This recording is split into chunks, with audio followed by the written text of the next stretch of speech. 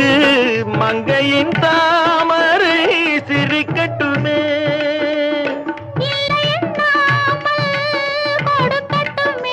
நெஞ்சில் இருக்கின்ற வரையில் எடுக்கட்டுமே. இரவும் நிலவும் வளரட்டுமே.